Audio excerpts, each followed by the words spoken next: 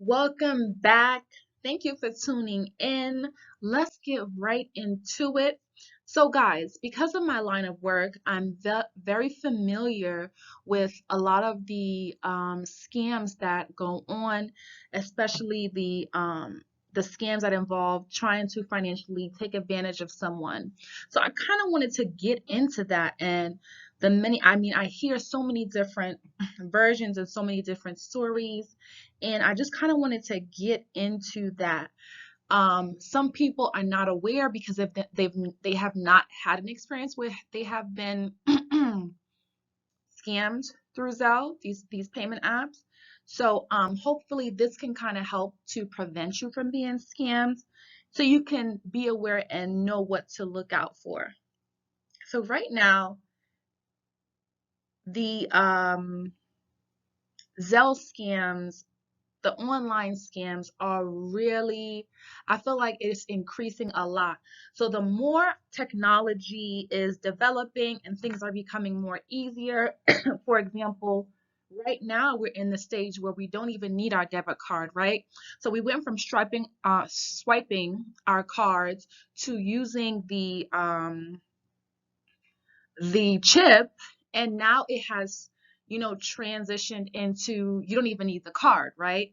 You can have all of your important information on your phone, but then where the fraud comes in or the vulnerability is that we can lose our phones, or somebody can now hack into our phones. So the more we develop and progress is like the more there are like vulnerabilities and also like negative factors or cons that can also affect us as well. As easy as things get or more convenient, there it also just gets more difficult as well, because you kind of have to be careful. All right. So with Zelle, Zelle is not intended to be used. First off, Zelle is not intended to be used for business transactions. So typically, when you are doing business with someone, and they're really encouraging you to use Zelle, that's a red flag.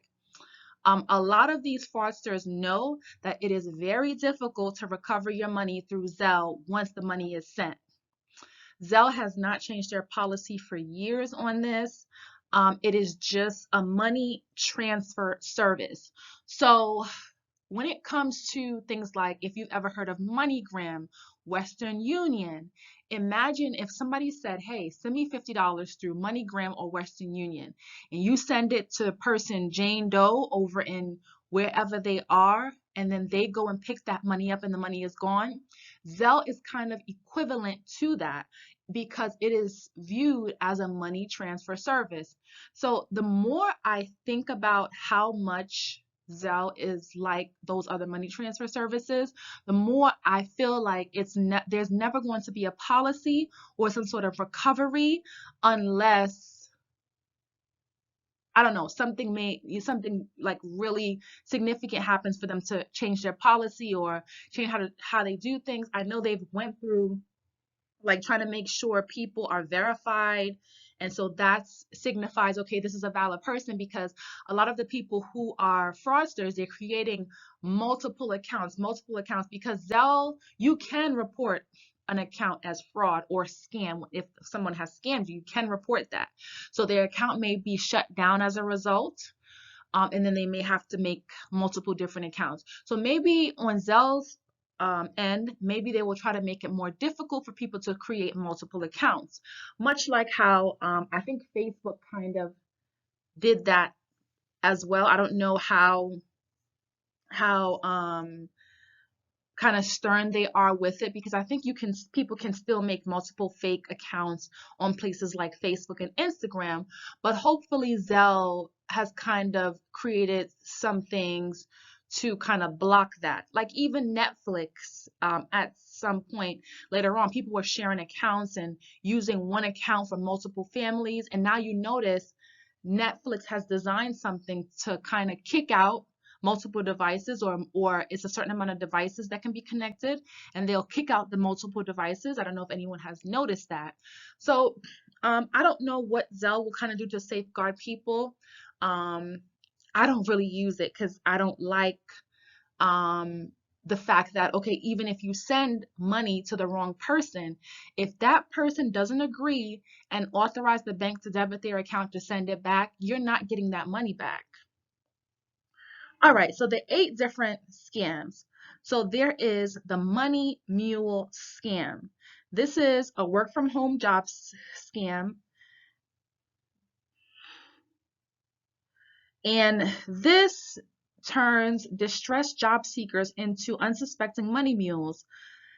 California woman Tammy Garriaman's story was no different. Garriaman almost paid her scammer $1,900 for an enticing job offer. These job scams usually unfold this way.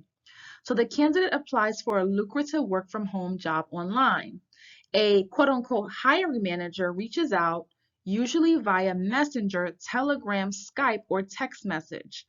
All subsequent communications tend to be exclusively through text messages. The hiring manager extends an offer to the candidate, but there's a catch. The candidate is asked to front money or deposit a check, usually in the guise of purchasing work equipment. It always ends the same way, with candidates still out of work and no means to get their stolen money back. So in this case, here's what you need to do. Be wary of any job for which the entire interview process takes place through text messages. Legitimate jobs usually require at least one phone call or in-person interview. Legitimate jobs don't require you to pay for your own equipment. Never give your Zelle account information, including your phone number or email, to unknown individuals. Okay, so what to look out for specifically for these money mule scams. A lot of times when it sounds too good to be true, it really is too good to be true. I will agree with the red flag in regards to the text messages because that is very suspicious that you haven't spoken to the quote unquote hiring manager over the phone and they're just texting. It's not really professional. A lot of times people, because they get so wound up into the situation, it's hard for them to disconnect. If something does not sound right, you're welcome to just stop responding. People kind of get wound into it, and I feel like it's hard to detach. And I've seen that a lot where they kind of feel like something is off or suspicious, but they don't stop themselves. Depositing a check into your account. If you have not done anything for the job, that is also suspicious that they're right away saying, hey, I have a check for you.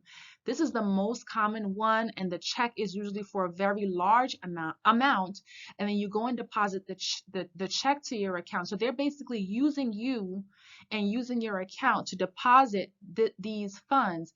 And by the time you deposit the funds to purchase supposedly the equipment, then it's suspicious additionally because then they're going to say, oh, send the money here, send the money there, send the money here. And it's like, okay, the money now is basically debiting from your account. And with the money being sent out via Zelle and you authorizing for the funds to be sent out, you end up owing the bank that money.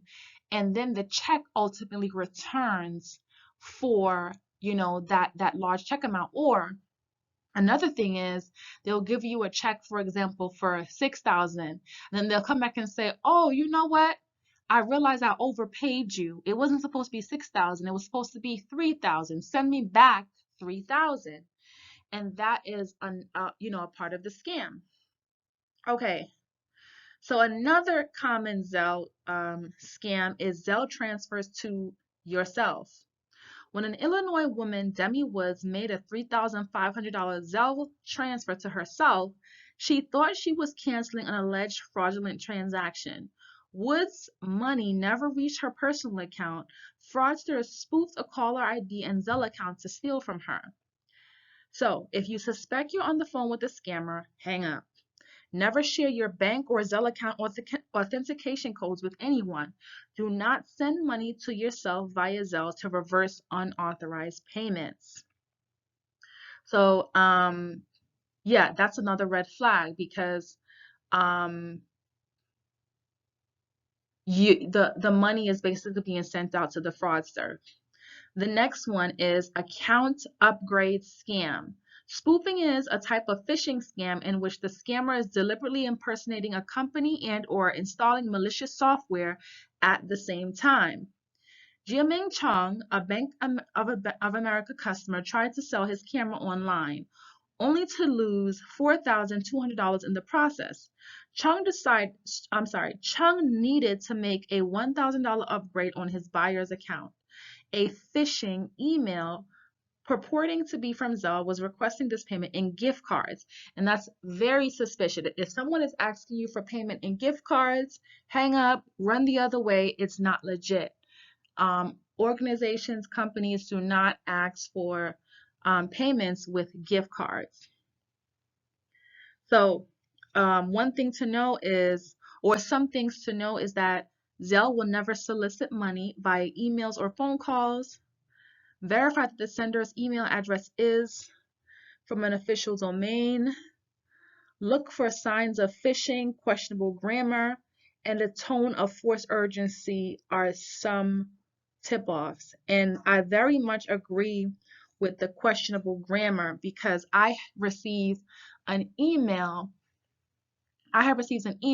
containing multiple grammatical errors. I didn't even request the email in regards to the job, in regards to a job offer, and it was a very long email, and the company was actually a reputable company. I went to look up the company, I called the company, and the company said to report it because they had received multiple calls that day in regards to this and that the email is not valid.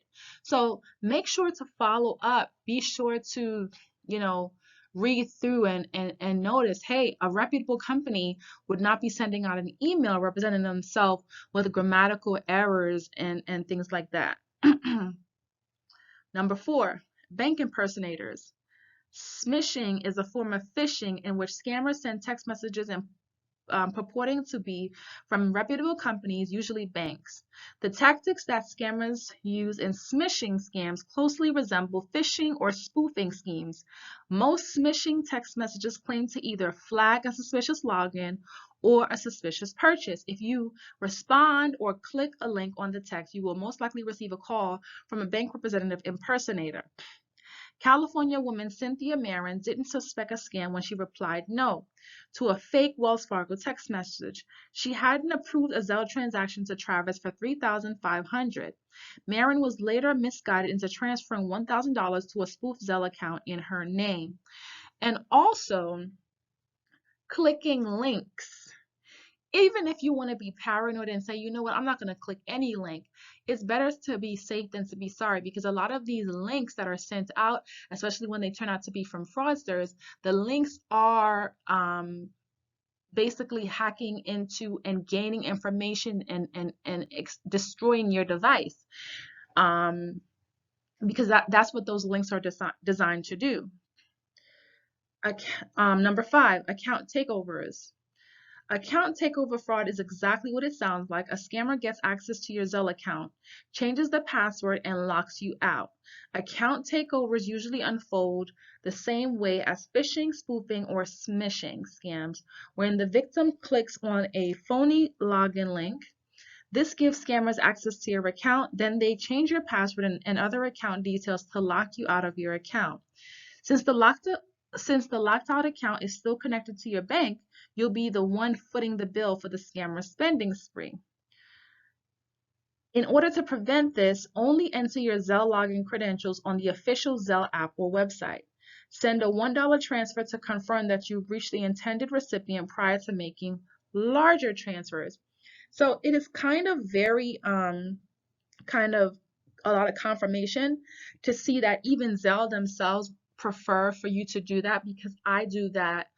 I do not use Zelle very often, but when I do send $1 before I send the entire amount, and I ask the person, hey, did you receive that? And if they tell me yes, and then I proceed. And I'd rather lose $1 than the entire amount of what I wanted or intended to send. So I always give that as an advice, and I think that's great because, like I said, it's once you send these funds, it is hard to recover. Number 6, Zelle scammers on Facebook Marketplace. Now, this is a huge, huge, huge one. What did a New York City TikToker and a soon-to-be father from Denver have in common? They both almost fell for Zelle scams on Facebook Marketplace. In this scam, the alleged buyer responds to a listing on Facebook Marketplace asking if the item is still available. This usually happens within a couple of hours after the listing goes up. The scammer often pretends to be a senior citizen who isn't very tech savvy. They ask for your phone number or email address to send you the money on Zelle. You may then receive a phishing email from a Zelle lookalike domain. ZelleSupport@gmail.com is an example. These emails typically prompt you to pay to upgrade to a Zelle business account. You may even be asked to pay via a link in the phishing email. In order to avoid this, ask for the recipient's Zelle email address, not a phone number. Spotting typos in email addresses is easier and more obvious than identifying an incorrect digits in a phone number. Remember that you don't need a Zelle business account to make and accept payments in Zelle. Don't use Zelle for commercial transactions. And you know what? That would be my recommendation to avoid this altogether. Just do not use Zelle for people that you do not know. Zelle should really be used for friends, family, and people that you know and trust, right? Because we'll have a better way of going to the recipient. When it's somebody you don't know, it's going to be hard to reach out to them and say, hey, can you send that money back for me? Number 7, refund and recovery scams. If someone bilked you, scammers know you will be desperate to get your money back. Refund and recovery scams take advantage of your already vulnerable state by charging for bogus services. Like a Kansas City man who thought he was speaking with a U.S. bank representative. You may receive a call out of the blue flagging a fraudulent Zelle transaction from your bank account. The caller purports to be from your bank and even offers evidence such as a seemingly legitimate caller ID. They then walk you through an elaborate fake Zelle refund process. You inadvertently end up paying the scammer to reclaim your funds you never lost in the first place. All right, so to avoid this, if you're not convinced that you're speaking to a bank rep, hang up and call the official number on the bank's website. Be wary if anyone demands upfront payment to recover your lost funds or account access. And that's important. And the reason why that's important, because desperation is kind of a telltale sign as well.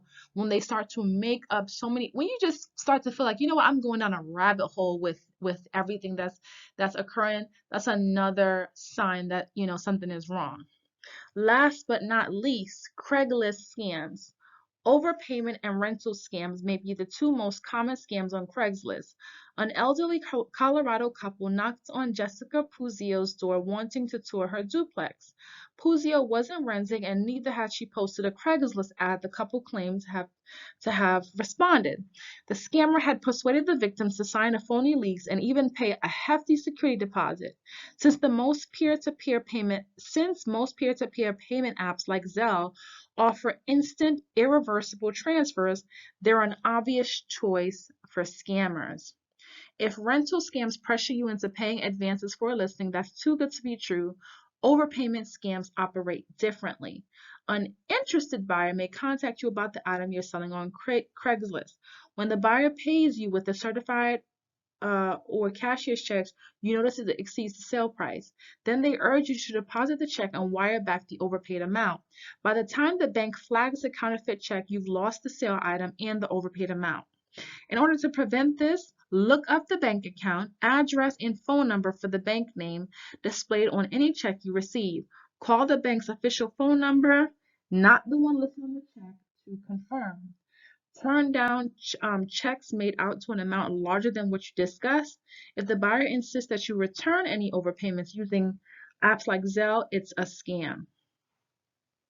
So we want to know, and definitely I'm interested in, why are these type of scams on the rise? So Zelle has quickly become the most popular peer-to-peer payment app. Its popularity alone would be enough to make it a prime target for scammers. However, there are a few specific reasons why fraudsters target Zelle specifically. And one, they are near instant, meaning they get the money right away, and they are irreversible. So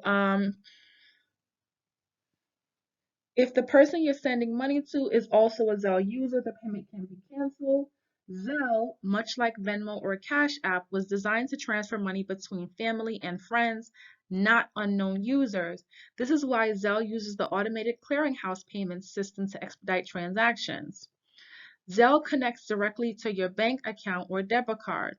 Unlike its competitors, Zelle is owned by Early Warning Services, a fintech company run by seven of the largest banks in the US, including Bank of America, Wells Fargo, and JP Morgan Chase. Money transfers require little more than tapping on the Zelle integration on a participating bank's mobile app. If your bank doesn't integrate with Zelle, the standalone Zelle app will initiate transfers as long as you connect a Visa or Master debit card. Banks have not been liable for unauthorized EFTs via electronic funds transfers via Zelle. Until recently, there were no consumer fraud protections for seemingly authorized online banking on third-party payment apps. Issued under the Electronic Fund Transfer Act, Regulation E previously offered little recourse to victims who made misguided transactions. In June of 2021, however, the Consumer Financial Protection Bureau clarified that if consumers were duped into sharing account access information, they should receive the same consumer protections as if the money were acquired from a stolen debit card or other banking access device. So it looks like, however, according to a recent article, that the New York Times banks and credit unions could soon start reimbursing victims of Zelle scams after a scathing report was released by Senator Elizabeth Warren's office. So that I think that's great because a lot of people have been suffering through this, and I think fraudsters are aware of everything, all of the ways that they're able to get away with this, and that the fact that it's irreversible, and that's the reason why they utilize Zelle a lot of times.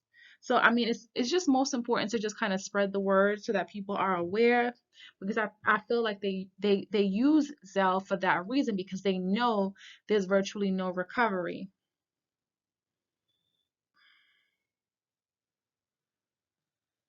All right. So with that being said, much like Zelle, Cash App as well has a few common scams as well. They have people posing as Cash App support, um, offering expensive goods, random deposits.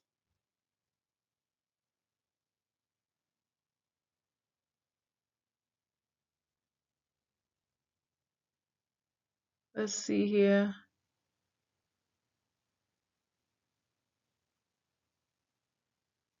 Claim your prize, social security number requests, government relief payments, cash flippers, fake refunds, bad romance, Cash App Fridays, phishing emails, fake security alerts. So Cash App, I think, had long been, experiencing a lot of fraud and I think before Zelle, Cash App had been experiencing this problem where people were sending money or the money will go to the wrong person and then it was like, oh my God, Cash App is not helping me. So I think Cash App is slightly a little bit better than Zelle. But Cash App had been also included in one of the, money transfer services that have become a problem for a lot of consumers. And so on it's very unfortunate and most recently actually the tech executive Bob Lee, who is the Cash App creator and chief product officer of cryptocurrency company Mobile Coin, passed away early Tuesday. It looks like that was April 5th in San Francisco from a stabbing. And so there has not been sorry, there has not been any details surrounding what, caused his demise. And I'm just wondering if it is in any way related to a lot of the losses that consumers have been taking, and there has not been any details, and I'm just speculating, but it was just, very unfortunate incident that occurred, and I was wondering if he was targeted. So rest in peace to Bob Lee. Thank you guys for tuning in, and I'll see you in the next one.